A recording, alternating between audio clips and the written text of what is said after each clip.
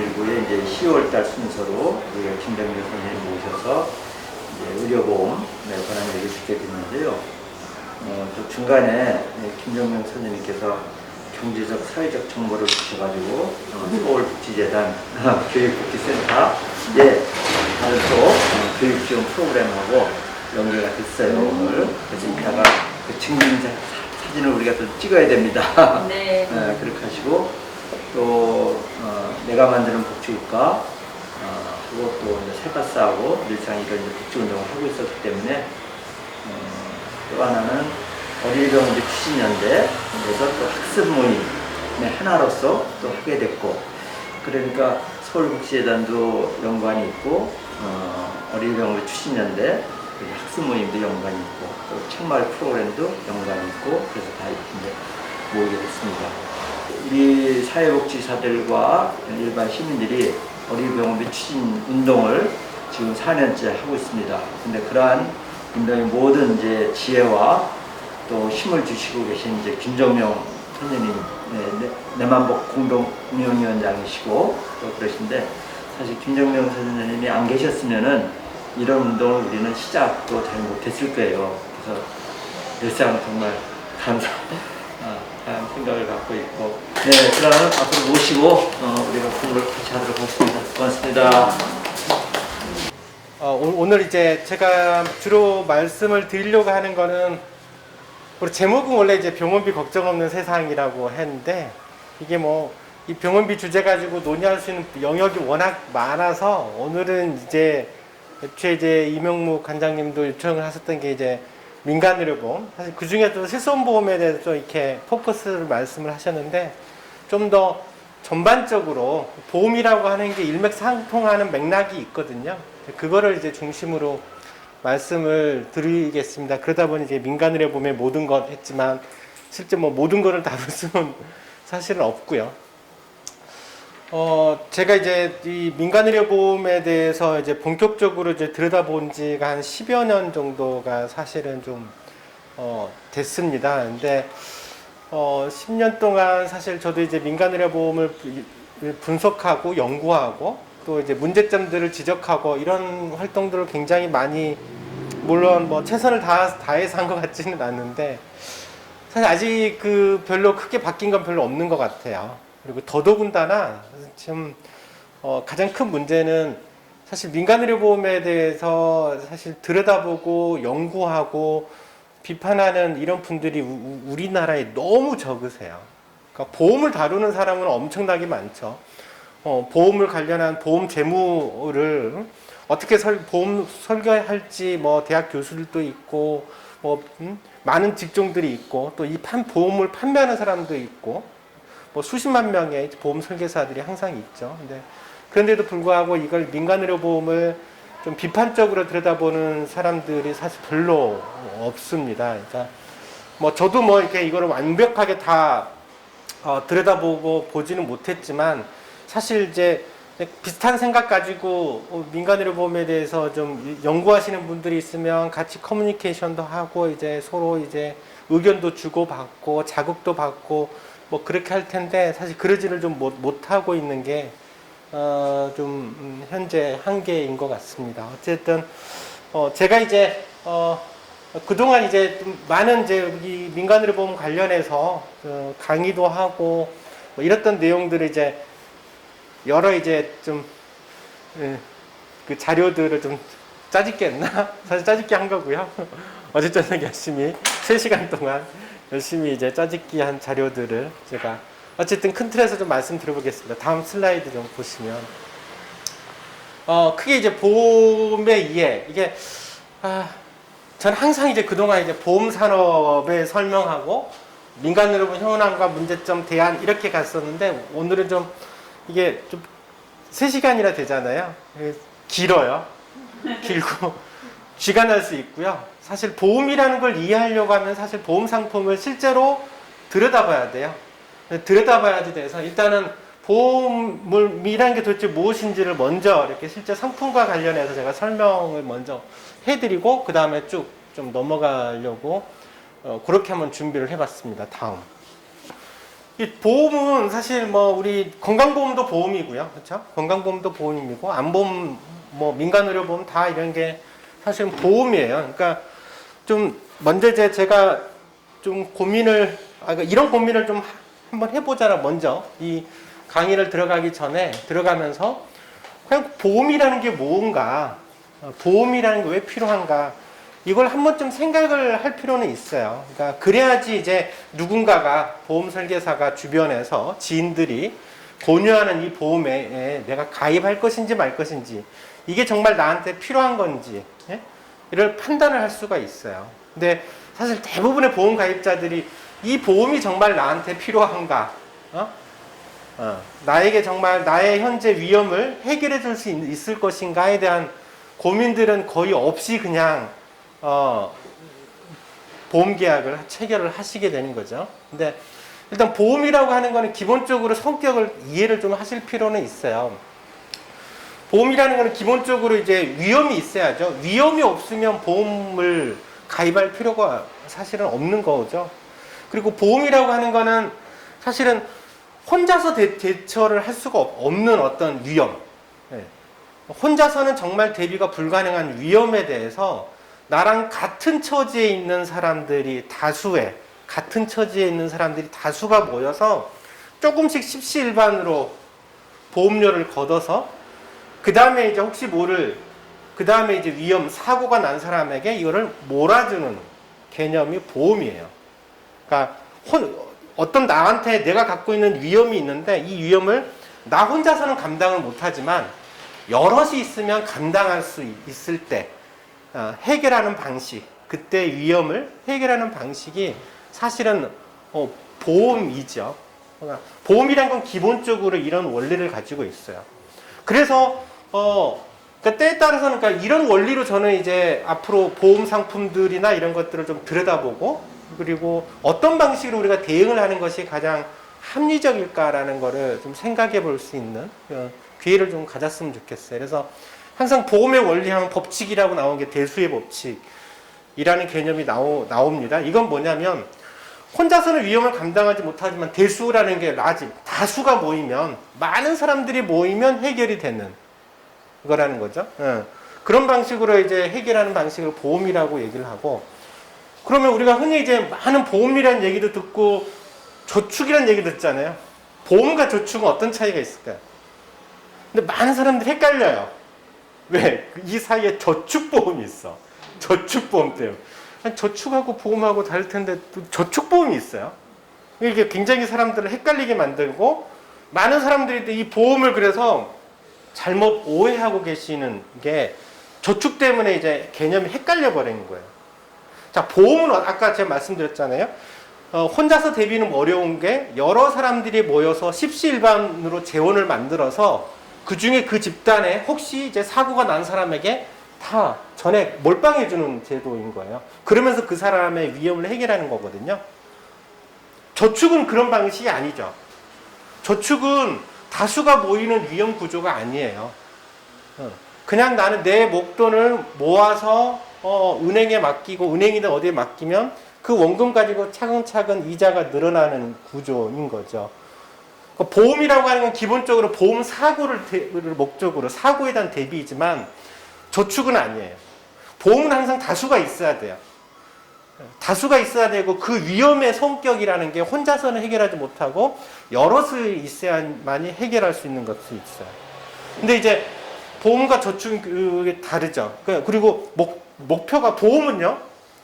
원리적으로 보장성 보험, 보통 보험은 보장을 목적으로 하는 거죠. 보장을 목적으로 하기 때문에 내가 보험료를 내는 순간 내가 사고를 당하지 않으면 내가 낸 보험료는 나중에는 없어지는 거예요. 그렇잖아요. 그러니까 이걸 이제 보장형이라고 그래요. 보장형. 그러니까 보험 가입하면 대부분 만기 환급형, 그러니까 그 환급액이 거의 없죠. 실손의료보험 환급액이 없잖아요. 해약을 한다라고 해서 도중에 환급하지 않아요. 환급을 받는 거는 이제 도중에 약간 이제 저축성 보험이 일부 포함이 되어 있거나 이런 경우에 있을 때 사실은 환급액이 좀 받게 되는 거죠. 근데 저축은 그렇지는 않죠. 내가 도중에 언제든지 냈던 원금을 살려서 되돌려 받을 수 있어요. 원금 소실이 없어요. 근데 보험은 기본적으로 원금 소실이 있는 거예요. 그러니까 내가 보험 사고로 당하지 않는 이상 내가 낸 보험료는 남이 쓰는 거예요, 그냥. 예. 누군가가 위험에 사고에 당한 사람이 그 돈을 쓰는 거예요. 그러니까 보험이라는 거는 그런 거예요. 그러니까 보험은 항상 내한테 혜택이 돌아오지 않으면 누군가 다른 사람이 써버리는 거거든요. 그런 원리를 기본적으로 가지고 있어요. 저축하고는 완전 달라요. 근데 이놈의 이제 저축보험이 있는 바람에 굉장히 헷갈리고 많은 사람들이 보험을 마치 재산인 것처럼 받아들여요. 재산으로. 그러니까 이제 파산된 사람들이 끝까지 가지고 해약 안 하려고 하는 게 이제 민간보험. 보험을 가지고 있는 거를 해약을 하고 그래야지 파산 처리가 되잖아요. 우리 파산 전문가가 계시지만. 마지막에 다른 사람들이 다른 건강보험료, 4대 보험료는 안 돼도 끝까지 보험은 마치 재산처럼 갖고 있으려고 하시는 분들이 되게 많은데 사실 그건 전혀 그렇지는 않아요. 물론 이제 보험 중에서는 일부 저축성 보험과 같은 성격을 가지게 된 보험이 불가피하게 생기는 보험들이 있어요.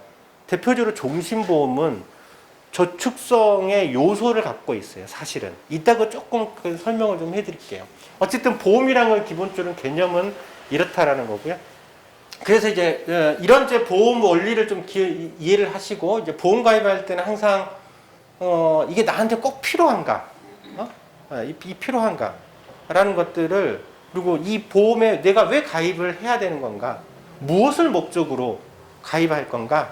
예를 들면 나의 기본적인 위험이 뭔가?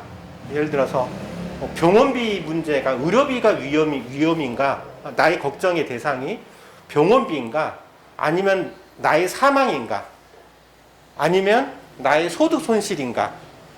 혹은 남아있는 내가 만일에 어떻게 잘못됐을 때 남아있는 자식들이 걱정에 대해서 이들을 위해서 뭔가를 해주고 가고 싶어 한가 등의 명확하게 목표가 사실은 목적이 있어야 돼요. 그걸 가지고 그걸 해결해야지 되는 거지. 그렇지 않으면 사실은 무의미하게 가입을 한 거라고 보시면 좀 될 거고요. 그리고 이 가입했을 때 그래서 혜택은 누가 보느냐가 되게 중요하죠. 병원비, 의료비 문제를 해결하려고 한다는 측면에서 가입하면 내가 혜택을 보는 거고, 그쵸? 실손보험은 내가 혜택을 보는 거죠. 종신보험은 누가 혜택을 보겠어요? 종신보험은 내가 아니죠. 나는 죽으면 내가 죽어야 나오는 거니까. 남아있는 가족들이 혜택을 보는 개념인 거죠. 그러니까 그런 개념들이 좀 분명히 해줘야 될 거고, 그리고 꼭 이거를 다른 대안은 없는가? 이거 꼭 보험으로 해결해야 되냐? 그러니까 예를 들면 내가 꼭 이거 민간보험으로 해결해야 되냐? 혹시 다른 방법은 없을까? 이거 보험으로 해결해야 돼. 이거 차라리 저축하는 게 낫지 않을까라고 생각할 수도 있어요. 이따 왜 그런지는 계속 나올 거고요. 그 다음에 이제 뭐 하다 보면 복잡해지죠. 이제 보험 설계사들이 뭐 갱신형이 어떻고 비갱신형이 어떻고 만기가 어떻고 납입기간이 어떻고 되게 골치 아픈 일들이 되게 많이 나와요. 근데 이런 개념들은 사실 알고는 계셔야 돼요. 갱신형은 이제 짧게 계속 갱신하는 거죠. 뭐 실손보험은 지금 매년 갱신하죠. 이제 지금 상품. 옛날 상품은 3년마다 5년짜리도 있고요. 10년마다. 안보험은 주로 이제 갱신형은 10년마다. 그러니까 갱신하지 않고 뭐 80소금 100세까지 쭉 계속 납입하는 거를 비갱신형, 갱신하지 않는 보험이 있고. 이거 가지고 이제 말들이 많죠. 갱신형이 좋네, 비갱신형이 좋네. 대부분 뭐가 좋다고 그러죠? 갱신형이 좋다고 보험사들이 얘기하죠. 갱신형이요? 보험사들이 얘기하는 갱신형이 좋다고 아니죠. 비갱신형이 좋다고. 비갱신형이 무조건 좋다라고 그래요. 네. 그거 이따가 그것도 좀 설명을 해드릴게요. 어찌됐든 이제 이런 거에 대한 사실 보험의 원리부터 몇 가지 문제들을 잘 꼬치꼬치 따져보고 정말 나한테 필요한 건지 아닌지를 좀 따져볼 필요가 있고요. 그래서 이제 그러니까 이렇게 이제 제가 접근하는 이유가 사실은 적지 않은 보험은 불필요한 보험이거든요. 그러니까 불필요하게 가입하는 경우가 너무 많아. 잘못 가입하는 게 뭐 너무 많고 나의 목적이 뭔지도 분명하지 않은 상태에서 그냥 지인의 추천을 받고 가입하는 경우가 너무 많단 말이죠. 그래서 어쨌든 지금 현재 우리가 이제 보험이라고 하는 거의 대표 상품은 역시나 이제 암보험이죠. 워낙 이제 보험 액수고 단가가 크고 뭐 5천만 원, 1억을 제공해 준다라고 하는 거니까 실제 이제 이 암보험 가지고 한번 분석을 한번 해보자고요. 이건 이제 실제 현재 판매되고 있는 보험이에요. 지금도 있을 거예요. 내가 올 초에, 올 봄에 홈페이지 들어가서 따온 거거든요. 이 보험사가 되게 좋아요. 그러니까 가입자에게 좋다는 얘기가 아니라 나한테 되게 좋아요. 보험 상품을 분석하기가 아주 좋아요. 아주 심플하게 설계를 해요. 아주 심플하게 설계를 해서 그러니까 이것만 조금만 내가 이제 이걸 잘 정리해서 남들한테 설명해 주면 아, 보험이란 게 이런 거구나라는 걸 금방 알 수 있는. 그래서 이제 제가 굉장히 많이 활용하는 겁니다. 이건 암보험인데요. 자, 암보험이지만 갱신형입니다. 가입하면 10년마다 이렇게 갱신을 하는 상품이고요. 그리고 암에 걸리면 여기 이제 1억 원을 줍니다. 1억 원. 암에 걸리면 1억이면 요즘에는 뭐 그쵸. 뭐 잘만 활용을 하면 그거 남겼다가 이제 지평수 전세평수도 늘려갈 수도 있는 금액이죠. 물론 뭐 모든 암에 대해서 1억을 주는 건 아니고 유방암이나 전립선암 같은 경우는 2천만 원. 그리고 요즘에 이제 뭐 옛날부터 좀 논란이 많이 있었던 이제 갑상선암 같은 경우는 지금은 이제 1,000만 원으로 다 이게 기본 틀은 다 모든 암보험이 이런 틀이에요. 대부분 다 이렇게 틀로 돼 있었어요. 그 전에는 2007년 이전에 판매되는 상품은 암에 걸리면 갑상선암이든 유방암이든 전립선암이든 똑같이 1억이었어요. 차이가 없었는데 지금은 차이를 두고 있어요. 뭐 그 이유도 이따 간단하게 설명을 해드릴게요. 어쨌든 암에 걸리면 1억에 준다는 상품. 그래, 암에 걸리면 내가 혹시 모를 암에 걸리면 1억을 주는 상품에 한번 가입을 한번 해보자고요. 그래서 자 이제 근데 이 상품에 이제 이게 보험이 딱 나와 있죠. 보험료가 얼마인지.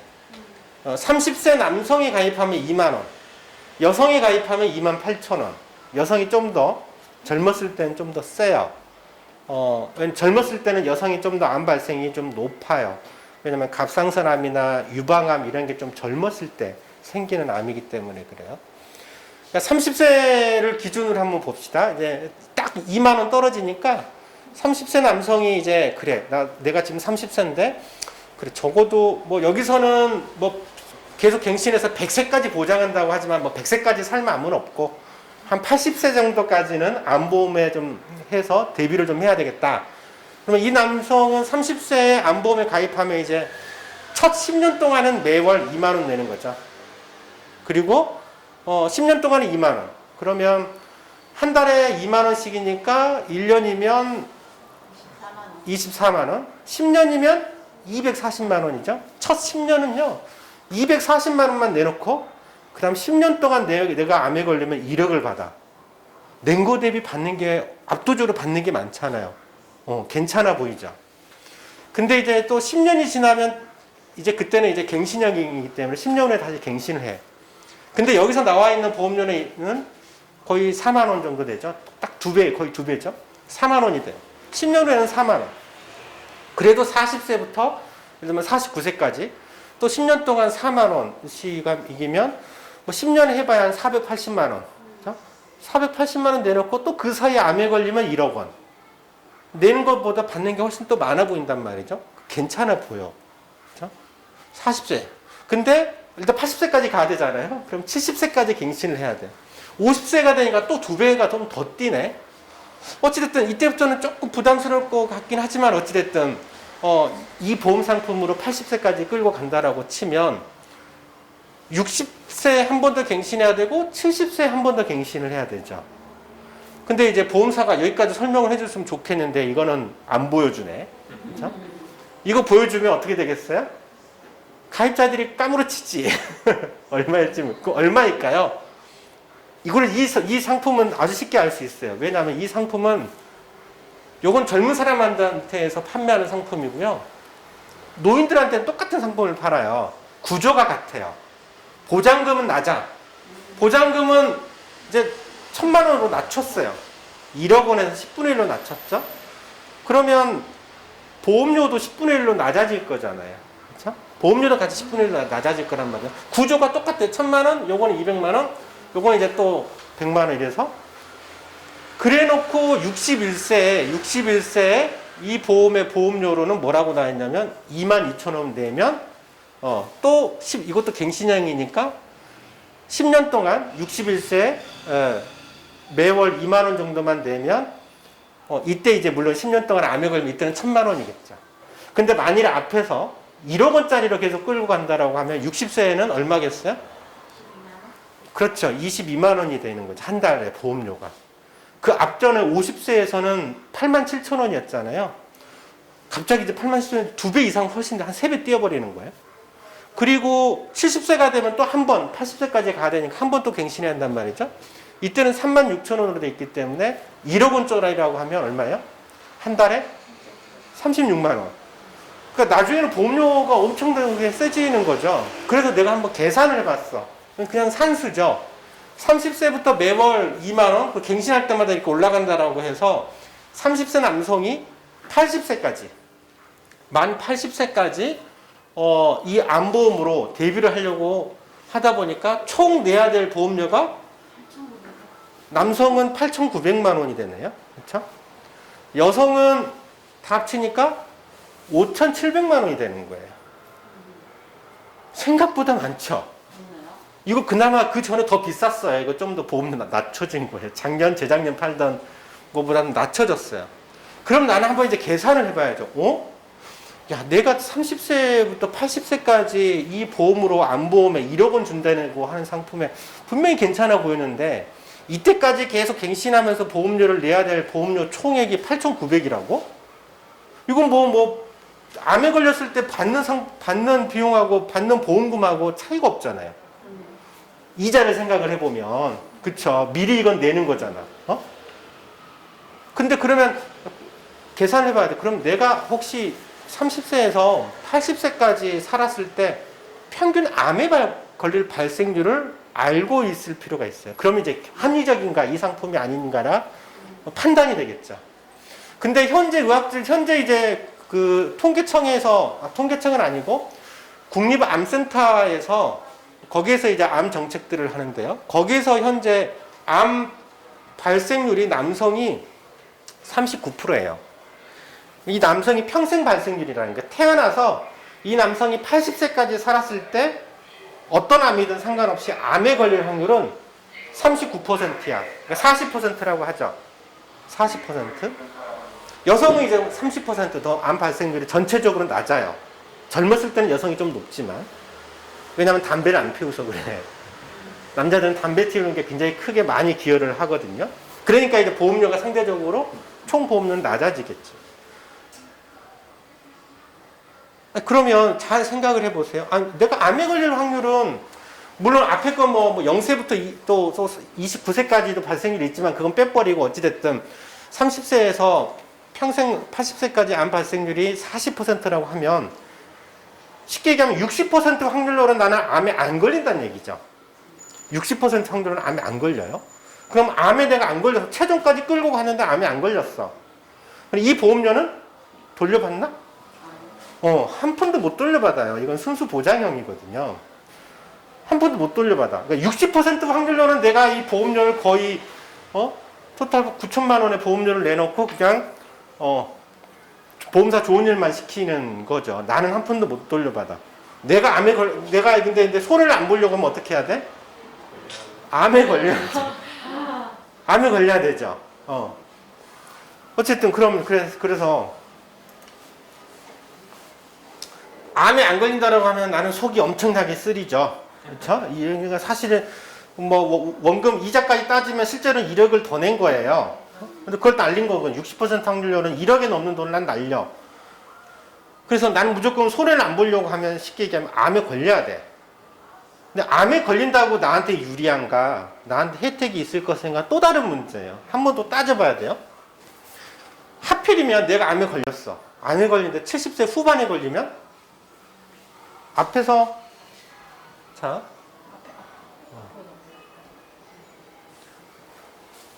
70세 후반에 걸리면 나는 사실은 거의 이만큼의 보험료를 거의 다 내죠. 이미 다 보험료를 내놓고 암에 걸리면 1억이야. 그럼 이 70세 거의 후반에 암에 걸린 사람들은 이거 보험이 기능이 아니야. 내가 암에 걸렸는데 결국 내가 낸 돈 다시 돌려받는 거나 다를 바가 없어. 이게 무슨 보험이야. 그럼 일단 문제가 생겨요. 황당한 문제가 생기는 거거든요. 그리고 이제 70대 후반에 걸린다면 그래도 이제 암으로서 이 보험의 기능이 안 되는 거예요. 내가 낸 돈 그냥 내가 돌려받는 거에 불과해. 또 재수없게 아까 모든 게 1억 준다는 건 아니잖아요. 예. 그러니까 전립선암이나 유방암, 피부암 혹은 갑상선암에 걸리면 보험료가 확 깎여요. 그러니까 예를 들어서 여성이 유방암에 걸리면 유방암 2천만 원 준단 말이죠. 2천만 원 주는데 예를 들면 또 60세, 70세면 2천만 원의 이상의 훨씬 보험료를 내놓고 암에 걸리면 내가 낸 보험료보다 더 적게 받아.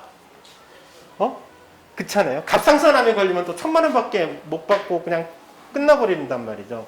이런 좀 황당한 문제가 발생이 되는 문제가 있는 거예요. 근데 사실은 또 뭐 예를 들어서 전립선암이나 갑상선암이나 이런 게 걸릴 확률이 적냐? 적은 것도 아니야. 사실은 전체 발생률에서 특히 여성들은요. 갑상선암하고 유방암에 걸릴 확률이 전체 암종 중에서 갑상선과 유방암이 둘이 합치면 거의 40% 정도 되죠. 여성들은 굉장히 유방암, 갑상선암이 굉장히 많이 걸려요. 여성 제일 많은 게 유방암이야. 근데 유방암은 되게 보험료를 낮춰놔 버린 거지. 그러니까 이제 이런 문제가들이 있는 거예요. 그러니까 이런 특경에 있는 보험이 이게 보험이냐라는 거죠. 그러니까 제가 앞에 보험의 원리들을 얘기를 했는데 그 원리에 사실은 거의 부합하지가 않아요. 유일하게 보험 원리에 부합하려고 하면 언제쯤? 내 판단으로는 30대, 40세. 30대 때 이렇게 했다가 암에 걸리면 1억을 지급받으면 나는 몇백만 원만 내고 1억을 돌려받은 거니까 보험금을 받으니까 이건 보험의 원리에 부합한 거죠. 40대 정도까지도 부합한다고 볼 수 있어요. 50대까지 뭐 그렇다고 쳐요. 60 넘어가면 뭐 몇 천만 원을 내야 되는데 이건 그 보험의 원리에 부합하지가 않아요. 그러니까 이런 선택을 할 이유가 없는 거지. 내가 80세까지 암보험을 끌고 가겠다? 그러면 일단은 내가 젊었을 때 30, 40대는 걱정되니까 이때는 보험료도 저렴하니까 그래. 요거는 보험으로 내가 그래도 한다. 그러니까 이런 선택이 가능해요. 30, 40대는 내가 보험으로 해결을 하지 뭐. 근데 노후 때는 이 많은 돈, 내 암에 안 걸릴 가능성이 큰데 담배도 안 피우고 그러면 건강관리 열심히 하고 그러면 암에 안 걸릴 가능성이 큰데 차라리 이만큼 내가 그냥 별도로 저축해놔. 30, 40대부터 이때는 한 달에 2만 원씩이니까 2만 원 정도는 보험료로 내고 나머지 이제 60대, 70대는 한 달에 2, 30만 원씩 내야 될 거를 그냥 미리 한 10만 원이든 20만 원이든 내가 차라리 노후를 위해서 나중에 암 걸리면 이 돈으로 쓰겠다 생각하고 저축한다고 생각해 보세요. 그 방법이 훨씬 좋은 방법일 수가 있어요. 왜냐하면 저축은 절대로 내 원금이 뜯기지가 않거든요. 그러니까 나중에 어차피 60%의 확률로는 내가 암에 안 걸릴 건데 암에 안 걸리는데 그때 나중에 되면 적어도 뭐 6천만 원, 7천만 원에 목돈이 생기는 거잖아. 그렇죠? 노후 자금으로 쓸 수 있는 거지. 보험이라는 게 그러니까 지금 현재 판매되고 있는 대부분의 보험이 이런 문제가 있어요. 그러니까 왜냐하면 의료비의 특성을 반드시 이해를 하셔야 돼요. 의료비는요. 이게 왜 이런 원리 보험료가 갱신할 때 이렇게 되고 있냐면 암 발생 그래프예요. 자, 젊었을 때는 암은 거의 안 생겨요. 한 30대 정도까지도 굉장히 낮아요. 그러다가 이제 거의 뭐 50대 후반, 60대부터 급격하게 암 발생률이 올라가는 구조예요. 그러니까 이제 30대 보세요. 30대는 인구 10만 명당 기껏해야 많아야 100명이란 말이죠. 1000명에 한 명만 생겨요. 30대는 매년. 하지만 70대가 되면 10만 명당 거의 3,000명 가까이 생기는 거죠. 그러면은 거의 100명당 3명 매년. 이렇게 이제 암 발생률이 차이 나는 거예요. 그래서 갱신형 보험은 이때는 암 발생률이 적으니까 2만 원. 30대 2만 원. 40대 좀 올라가니까 2배. 그래 4만 원. 50대 되니까 좀 더 올라가니까 그래 8만 7천 원. 60대 되니까 그래 22만 원. 70대 되니까 36만 원 이렇게 올라가는 거예요. 이게 갱신형의 상품인데 이거를 30대만 놓고 보면 보험의 원리에 부합하다. 어찌됐든. 근데 내가 평생 놓고 본다라고 하면 이거 보험의 원리로 이런 원리로의 이런 상품으로 내가 해결할 수가 없어요. 다른 선택을 하는 게 무조건 유리하다는 거. 다른 선택을 하는 게. 왜냐하면 내가 평생 암 발생률이 40%는요. 굉장히 높은 발생률이에요. 네? 둘 중에 하나는 암에 걸린다는 얘기잖아요. 부부가 살다 보면 둘 중에 하나는 암에 걸린다는 얘기거든요. 확률적으로. 이 확률은 굉장히 높은 확률이라는 거예요. 이렇게 높은 확률은요, 보험으로 대비하면 안 돼요. 보험은 적어도 최소 뭐 몇백, 몇천, 몇만, 몇십만 이런 사람들이 모여서 위험을 분산시키는 게 보험인 거지. 네? 두세 명이서 이렇게 확률이 높은 거를 보험으로 해결을 한 건. 그러니까 평생 개념으로 접근하는 순간 의료비 부분에 있어서는 이런 원리에 자기의 위험의 구조만큼 보험료를 부담을 해야 되는 민간보험의 원리로는 해결을 못해요. 근데 공보험은 달라요. 그러니까 사회보험은 해결이 가능해요. 그러니까 사회보험은 민간보험하고는 완전히 다른 원리를 갖고 있거든요. 완전 다른 원리를 가지고 있어요. 민간보험은 개인의 그 사람의 위험률을 평가를 해서 위험률이 높으면 보험료를 더 높게 부과를 해요. 젊은 사람들이 암 보험료가 낮은 거는 젊은 사람들은 그 사람이 암 발생률이 낮으니까 낮게 측정을 하는 거예요. 부과를 하는 거고, 노인이 되면 암 발생률이 훨씬 높으니까 그 사람이 위험률을 높게 가지고 있으니까 보험료를 굉장히 높게 측정을 한단 말이죠. 근데 건강보험은 그런 원리가 전혀 아니죠. 국민 개개인의 어떤 위험률을 보지가 않죠. 소득만 보죠. 너 소득 많으니까 보험료일 만큼 내. 이렇게 가지고. 그러니까 보험료 내는 거는 젊은 사람들이 내고 혜택은 노인들이 보는 대체적으로 그런 구조를 가지고 있는 게 사회보험이에요. 그러니까 원리 자체가 완전히 달라버리는 거죠. 그래서 민간보험은 이런 문제가 있다. 이게 비단 암보험뿐만이냐, 실손도 똑같은 원리예요. 실손도 마찬가지예요, 사실은. 결국에는 실손도 의료비가 노후에 급격하게 증가하거든요. 각종 모든 질병들은 노인 때 많이 발생을 하거든요. 실손보험도 이따 그 자료는 있긴 있지만 똑같은 원리다. 어떤 보험이든. 그래서 이걸 놓고 갱신형인지 비갱신형인지 살 의미가 없어요. 비갱신형은 어떤 거냐면 갱신형이 이제 보험료가 이렇게 단계적으로 갱신할 때마다 올라가는 반면에 비갱신형은 미리서부터 높게 처음부터 보험료를 높게 받아버리는 거예요. 그리고 쭉 처음에는 왕창 많이 내고 나중에는 물론 좀 적게 내죠. 그래서 마치 이제 비갱신형이 보험료 갱신이 갱신에 대한 부담은 없겠지만 처음부터 보험료가 세죠. 그리고 비갱신형도 똑같이 마찬가지로 80세, 100세 이런 식으로 간단 말이죠. 그 구조를 보면 비갱신형도 보험의 원리랑 부합하지 않아요. 오히려 저축하는 게 낫습니다. 실제로는. 그러니까 갱신형 보여드릴게요. 갱신형도 똑같은 원리인 거죠. 이거는 이제 이것도 같은 보험인데 이때 갱신형 여기는 이제 2천만 원을 준다라고 하는 상품이에요. 나머지 구조는 같죠. 근데 보험금이 2천만 원. 근데 비갱신형으로 만들어 놓은 똑같은 라이나 거죠. 그럴 때 이제 보험료가 2천만 원이니까 좀 싸 보이죠. 1억짜리가 아니라 2천만 원이니까. 만일에 이제 비갱신형으로 똑같이 1억짜리라고 만들었다라고 하면 30세가 내야 될 보험료는 이거의 5배를 내야 되겠죠. 한 8만 원 정도 내야 되겠죠. 갱신형일 때 30세가 낼 때는 2만 원이었잖아요.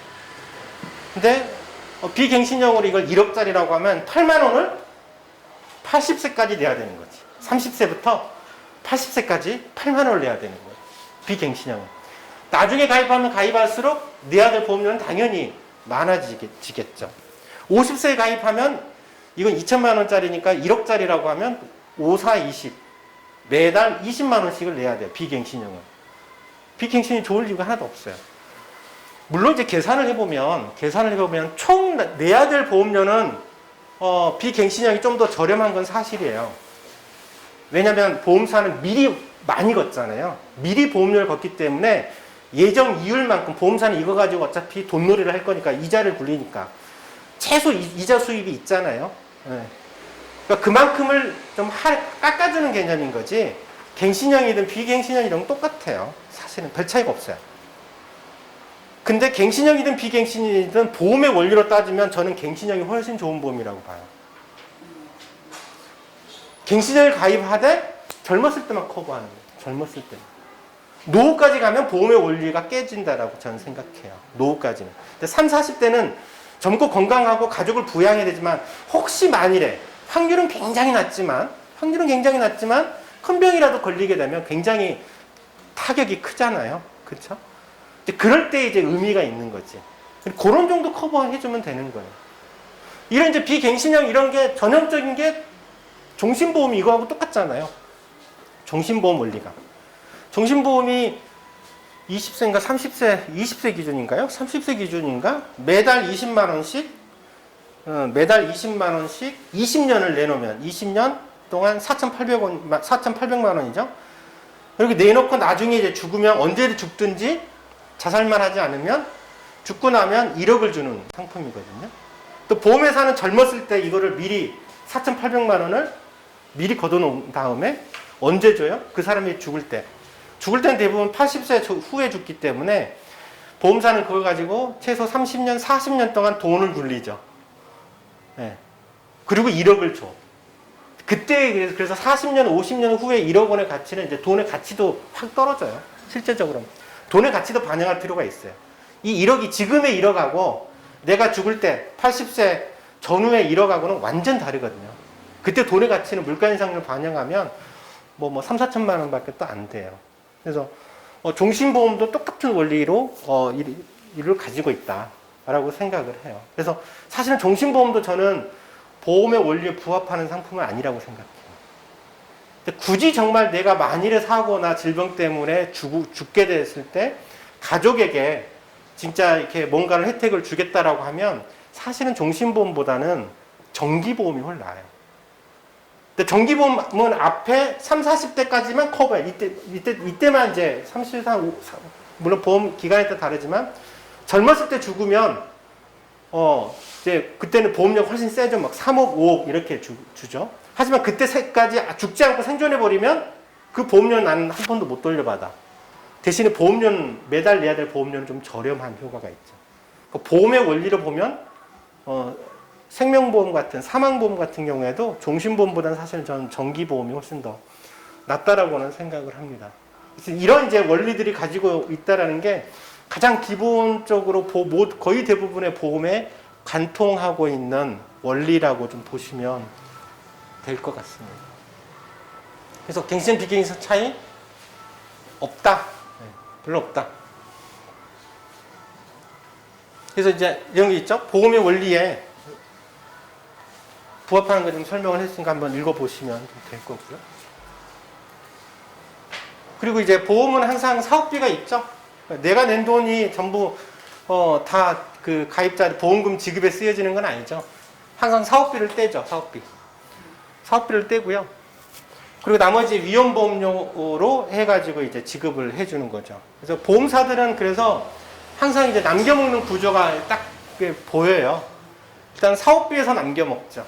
사업비는 항상 정해져 있기 때문에 거기에서 뗀 거 가지고 자기 보험사 직원들 인건비도 주고 보험 설계사 수당도 주게 되는 거고 남으면 이제 항상 건물 사든지 땅 사든지 건물 짓죠. 그러니까 옛날부터 제가 이제 어렸을 때 저도 왜 그런지 나중에 이제 알겠더라고요. 내가 이제 그 강주에서 1980년대 초등학교를 다녔었는데 그때 강주에서 가장 큰 빌딩이 교보 빌딩이었어요. 진짜 제일 화려하고 멋있고 했었던. 그러니까 지금도 전 세계 어느 나라를 가더라도 항상 보험사 높은 빌딩, 멋있는 빌딩은 대부분 보험사가 갖고 있는 경우가 많아요. 사업비 가지고는 절대로 그래서 이윤까지는 안 남겨 먹어요. 이건 자본금이 계속 늘어나거든요. 자기 자산 가치를 증식하는 거기 때문에.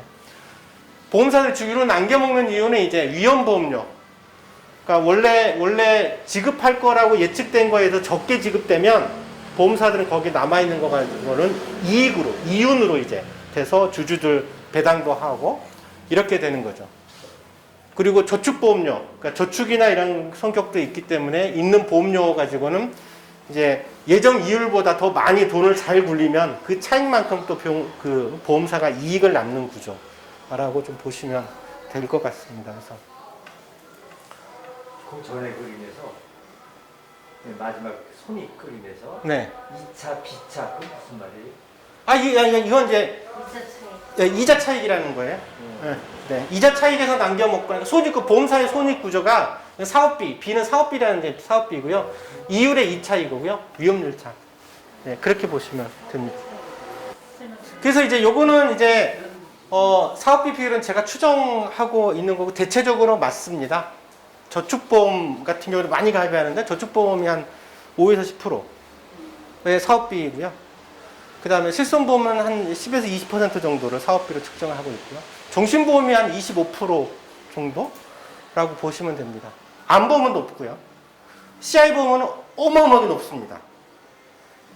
그래서 이제 CI보험에 대해서는 지금 그 혹시 EBS 머니톡이라고 해서 그 보험 상담해주는 보험 설계사 그 재무 담당자하고 와가지고 항상 보험을 쫙 훑어보고 한 달에 뭐 100만 원씩 200만 원씩 가입하는 집이 나오거든요.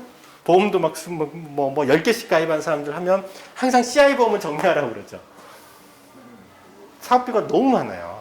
거의 40에서 45%이 정도 단위 사업비인 측면들이 있어서 굉장히 이 무슨 보험 상품이 말도 안 되는 거죠. 그러니까 생각보다 굉장히 높고요. 또 하나는 중도 해약할 때 문제인 건데요. 사업비 중에 신계약비는 항상 초기 7년의 상각함을 원칙으로 한다. 그래서 재밌는 현상이 그래서 저축보험에 가입하잖아요. 저축보험에 가입했는데 20년짜리 저축보험에 가입을 했는데 20년을 못 버티고 한 3년 만에 해약해. 그리고 원금도 보장이 안 돼요. 네. 저축보험, 저축인데 저축은 기본적으로 무조건 개념이 원금 보장이거든요. 근데 저축보험은 그래서 말이 안 되는 그 구조예요. 저축보험에서도 사업비를 떼기 때문에 원금 보장이 안 돼. 근데 저축보험의 사업비가 5에서 10%라며. 그러면 원금의 90%는 적어도 보장해줘야지. 난 3년 만에 해약을 하면 60%, 70%밖에 원금을 안 줘요. 왜냐하면 보험사는 야, 너는 나랑 계약할 때 20년 동안 네가 매달씩 낼 거라고 나랑 계약했잖아. 근데 도중에 네가 해약을 했기 때문에 나는 그래도 네가 앞으로 20년 동안 내야 될 사업비의 일부는 내가 다 받아야 되겠어 라고 생각하고 그걸 떼고 주는 거예요. 근데 그게 이제 그 법적으로 정해져 있어요. 그래서 7년 동안 상각한다라는 게 그런 개념이에요. 그러니까 사업비 중에서 이제 신계약비가 그래요. 이 신계약비는 그러니까 초기에 이제 보험료에서 이 사업비가 항상 매년 일정한 게 아니고 초기에는 이 사업비 비중이 예를 들면 30% 높여놨다가 나중에 7년 후에는 이제 한 20%, 15% 이렇게 낮아져요. 왜냐하면 초기에 신계약비는 초기 7년 동안에 다 뜯어내. 최대한. 구조가 그렇게 되어 있어요. 그래서 도중에 해약하면 그거 다 제외하고 또 보험사는 거의 7년 받아야 될 거를 다 바꾸어 떼거든요. 그러니까 이제 조기에 해약을 하게 되면 굉장히 큰 손실을 더더욱 있는 경우, 그래서 보험 피해가 굉장히 많이 발생되는 구조를 가지고 있어요. 그리고 우리나라 전체 보험 상품의 지급률은 물론 정확하게 평가하기는 어렵지만 순수 보장형의 상품의 일반적인 평균 지급률은 50% 정도 보시면 됩니다. 50%. 근데 유일하게 손해율이 100% 넘는 게 보험사 입장에서는 실손의료보험이 100% 넘습니다. 그러니까 항상 보험회사들이 문제 삼는 게 실손보험을 문제 삼죠. 나머지는 거의 지급률 평균 50%라고 보시면 됩니다. 굉장히 많이 남겨먹는 구조입니다. 뭐 자세히 넘어가겠습니다. 시간상. 죄송한데요. CI 보험이 뭐예요? CI 보험은 저기 크리티컬 일리스라고 해가지고요. 그 중대한 질병, 쉽게 얘기하면 세 가지를 보장을 해주는 겁니다. 중대한 암, 네. 중대한 심장 질환, 그래서 주로 심근경색증, 협심증으로는 택도 없고요. 그 다음에 중대한 뇌졸중. 이때 뇌졸중이라고 해서 무조건 뇌졸중 다 해주는 것들 아니고 치명적인 후유증이 생겨야 돼요. 거의 거동 못할 정도. 그러니까 이거는 이제 정신보험에서 파생된 거예요. 그러니까 정신보험은 주구아지 주잖아요. 주구아지 준단 말이죠. 근데 이제 죽기 직전에 엄청나게 암 투병을 할 거잖아요. 이때 돈이 필요해요. 그래서 그거를 목적으로 이제 그 중에 이제 큰 병에 걸렸을 때는 미리서 이렇게 돈을 보험회사는 지급해준다는 개념으로 해서 그래서 사업비를 엄청나게 높게 때리는 거예요. 급성 심근경색증, 뇌졸중, 암이요. 아, 네네네. 그래서 CI 보험에서는 암 같은 경우에도 조기 암 같은 경우에는 거의 보장을 안 해주는 경우가 되게 많아요. 보험사마다 조금씩 다 예, 다릅니다. 그리고 이런 이제 보험 상품들이 이제 우리나라 보험회사들은 크게 보면 생명보험사하고 손해보험사가 있어요. 생명보험사하고 손해보험사가 하나 앞에 있었던 것 같은데. 보험산업이 지금 거둬들이고 있는 이게 총 수입이 퇴직연금을 제외하면 1년에 180조죠. 180조 원을 각종 이제 이런 암보험이니 종신보험이니 저축보험이니 변액보험이니 이런 보험들을 판매해서 거둬들여요. 어마어마하죠. 이게 GDP의 몇 퍼센트일까요? 예, 10%가 넘습니다. 두 개 합치면 보험 침투라는 표현을 쓰던데 GDP의 12%를 보험회사들이 현금으로 그것도 보험료 다 현금이죠. 예, 현금으로 걷어들여요. 어마어마합니다. 그러니까 저 정도면 거의 우리나라가 국가가 전체 걷어들이는 세금보다는 조금 적은 수준으로 걷어들여요. 어마어마하게 걷어들인다라고 보시면 됩니다. 물론 이제 참고로 우리나라의 모든 보험사들이 생명보험과 손해보험에 가입해 있는 건 아닙니다. 가입 안 돼 있는 보험사들이 있습니다. 예. 우체국 보험이 가입 안 되어 있고요. 교직원 공제 같은 경우에는 여기에 가입되어 있지 않아요. 별도예요. 그래서 이 통계에서 또 빠져요. 그것까지 또 합쳐야 돼요. 그 규모가 어느 정도 모르겠지만 우체국 보험은 규모가 적지 않게 큰 걸로 알고 있고요.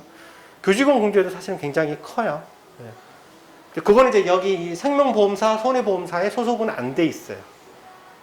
그러니까 꼭 이것만이 전부는 꼭 아니다. 우리나라 보험산업에서. 참고로.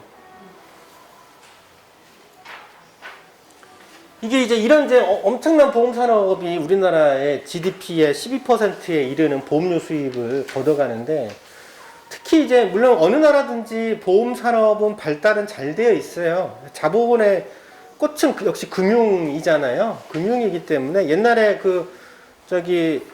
저번에 서브 모기지 서브 모기지 프라임인가? 서브 프라임 예, 그 시작도 사실 보험사가 붕괴되기 시작하면서부터 생겼었던 거잖아요. AIG인가? 요즘엔 AIA인데 그 전에 AIG였나? 예. 그렇죠. 예. 근데 유독 우리나라는 좀 특징이 있어요. 특히 우리나라의 보험 산업은 특히 이제 민간의료 보험 상품을 중심으로 해서 우리나라 보험 산업이 성장해 왔어요.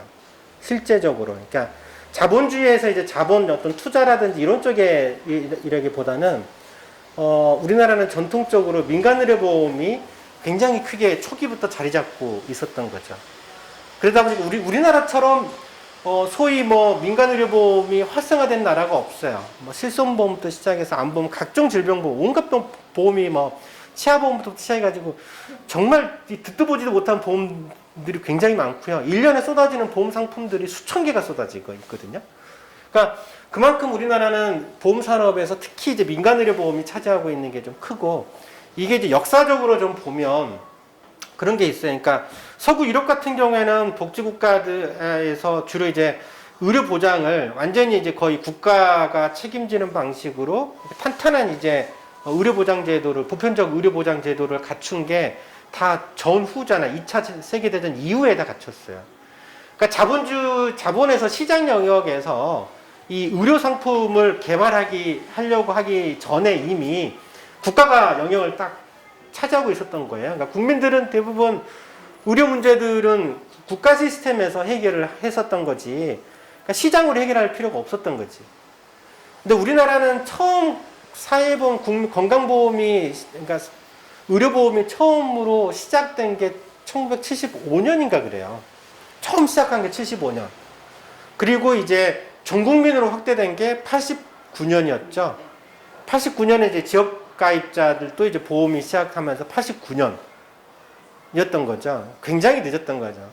그러니까 그 전까지는 89년 이전까지는 일부 직장가입자 외에는 대부분 지역가입자들은 그때는 반 이상이었죠. 지역가입자가. 지금은 뭐 20%로 줄었겠지만 그 이제 어쩔 수 없이 이제 시장에서 영역들이 굉장히 활성화될 수밖에 없었던 거죠. 그래서 70년대, 80년대에도 여러 가지 질병보험이나 암보험 같은 건 굉장히 많이 발달했었어요. 우리나라가 이제 그런 역사를 가지고 있고 또 정책적으로 계속 이런 보험 산업을 활성화시켜주는 상품으로 정책들을 좀 해왔었던 거죠. 그러니까 그런 이제 우리나라 애초에부터 이제 좀 사회보장이 되게 취약한 했었던 것이 굉장히 이런 이제 보험 산업이 활성화시켜게 된 원천이었다. 건강보험 역할 못하니까 이제 민간의료보험 상품 발달하고 있고 또 이제 소득 상실에 대한 보장도 없으니까 이제 종신보험이나 정액형들 각종 이제 온갖 상품들이 쏟아지게 되는 거고 노후 소득 보장 안 되니까 이제 개인연금이나 또 저축보험 이런 같은 것이 되게 상품이 많이 판매되고 있고 산재 같은 경우에도 이제 공적인 시스템으로 잘 안 되다 보니까 그러니까 이런 이제 상해보험, 사망보험 같은 거를 돼 있단 말이죠. 여전히 산재보험이 있음에도 불구하고 기업에서 다 거의 의무적으로 상해보험 다 가입해줘요. 그래서 산재 사고가 나면 민간보험을 해결해버리고 산재로는 협상해서 그냥 빼버리는 거예요. 그런 식의 처리를 굉장히 기업에서 많이 하고 있는. 그러니까 일반적인 기업에서 예를 들면 제조업 기업에서도 거기에서 이제 노동자들이 많이 사고가 날 거잖아요. 주로 나면 상해이기 때문에 그런 걸 대부분 민간으로 많이 해결을 한단 말이죠. 그런 게 좀 문제예요. 그러면서 그렇게 처리를 해버리고 공식적으로는 이제 그런 방식으로 처리하는 경우가 사실은 굉장히 많아요. 물론 이제 공공기관에서는 양쪽 다 혜택을 보통 보는 경우가 많이 있긴 있지만 뭐 어쨌든 뭐 그렇다라는 거죠. 그래서 일단 우리나라는 대체적으로 보면 시장이나 기업에서 해주는 이런 복지들이 굉장히 많이 발달되어 있는. 이제 그러다 보니까 오히려 이게 공적 복지를 확대시키는 힘을 약화시킨다든지 원천히 동력 형성이 잘 안 되는 측면들이 있어요. 예를 들면 뭐 제가 항상 예전부터 계속 불만을 가지고 있던 게 민간보험에서 예를 들면 노동조합에서 뭐 겉으로는 뭐 무상으로 이렇게 얘기를 하고 그렇지만 실제로 별로 관심은 없어요. 굉장히 크게 느껴요. 오히려 이제 뭐 무상의료를 하려고 하면 재원이 있어야지 무슨 하는 거지. 그러면 국가가 되든 보험료가 되든 어떤 방식으로든지 올려야 되거든요. 국고 지원으로 확대를 하려고 하면 세금을 더 걷어서 해야 되는 거고 아니면 사회보험 구조를 가려고 하면 결국 보험료를 더 얻어야 되는 거죠. 재원이 더 있어야지 무상의료가 가능한 구조인데 그거에 대해서 지속적으로 단 한 번도 찬성을 제대로 해본 적이 없어요. 우리나라 민주노총이든 한국노총이든 저는 거기에 심각한 문제의식을 가지고